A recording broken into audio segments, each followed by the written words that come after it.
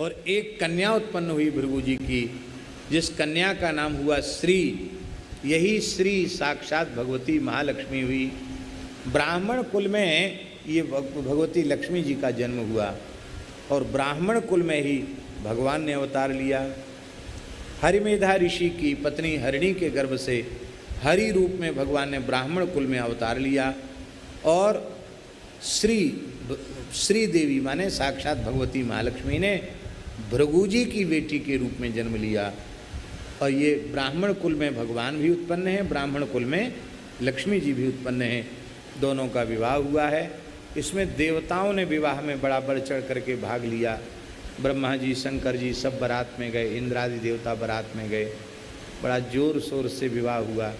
भृगु जी के जमाई हैं भगवान, भृगु जी के जामाता हैं।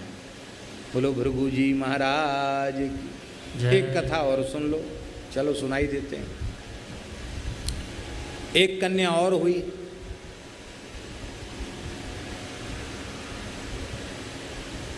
उस कन्या का नाम था दरिद्रा।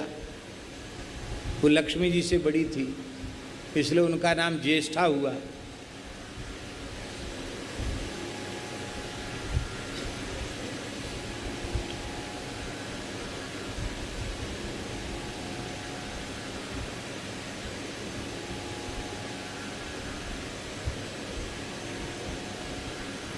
अब भगवान तो लक्ष्मी जी से विवाह करेंगे, दरिद्रा से ब्याह कौन करे? और दरिद्रा बड़ी है, बड़ी के ब्याह के बिना छोटी का ब्याह कैसे हो? भगवान बेचारे कुंवारे ही रह रहे थे, दरिद्रा से विवाह कोई नहीं करना चाहता था। तब उद्दालक नाम के ऋषि हैं, उनके मन में आया कि चलो भगवान से संबंध तो जुड़ जाएगा, विवाह हो जाएगा तो भगवान की पत्नी की बड़ी बहन से विवाह होगा तो भगवान हमारे साड़ू भाई हो जाएंगे, तो साड़ू भाई भगवान से रिश्तेदारी तो हो जाएगी। बोले कोई बात, और भगवान का विवाह हो जाएगा। उन्होंने कहा ठीक है, तो दरिद्रा से उन्होंने विवाह कर लिया। अब दरिद्रा देवी जैसे ही आश्रम में पधारी, बोले ये गौ सेवा बंद करो, एक गायों के रमाने का शब्द हमको प्रिय नहीं है, ये वेद पाठ हो रहा है ये सब बंद करो, स्वाहा स्वधा तर्पण श्राद्ध ये सब बंद करो। ये जहाँ रहता वहाँ तो हमारी बड़ी बहन लक्ष्मी जी रहती हैं, जहाँ ये सब कुछ नहीं होता वहीं मैं रहती हूँ। दरिद्रा है ना। बोले भाई आश्रम की गतिविधियाँ तो बंद नहीं हो सकती। बोले यहाँ तो मैं नहीं रह सकती। तब उन्होंने उनको पीपल के नीचे बिठा दिया, बैठ जाओ देवी पीपल के नीचे, और बिठा दिया तो बिठाई दिया, बोले यहीं बैठो। पीपल के नीचे बैठ गई बेचारी। अब रोना शुरू किया दरिद्रा जी ने, ना हम इधर की रही ना उधर की रही, हमको तो आश्रम से बाहर निकाल के पीपल के नीचे बिठा दिया।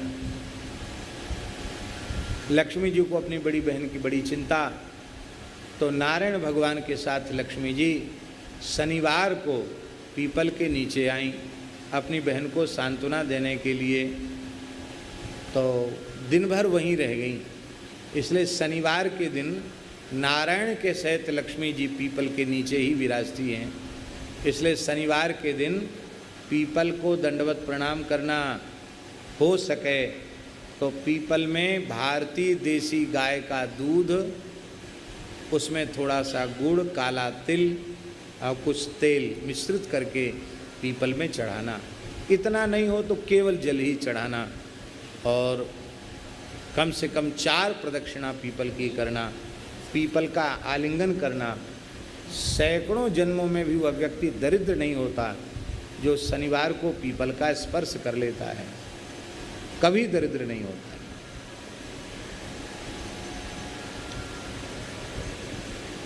रविवार के दिन बिठाया था पीपल के नीचे उनको, इसलिए रविवार के दिन पीपल को छूना नहीं चाहिए, क्योंकि दरिद्रता आ जाती है पीपल के स्पर्श से।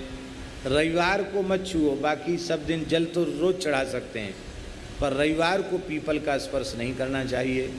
शनिवार को विशेष रूप में पीपल का पूजन करना चाहिए, उससे शनि ग्रह की पीड़ा भी शांत होती है।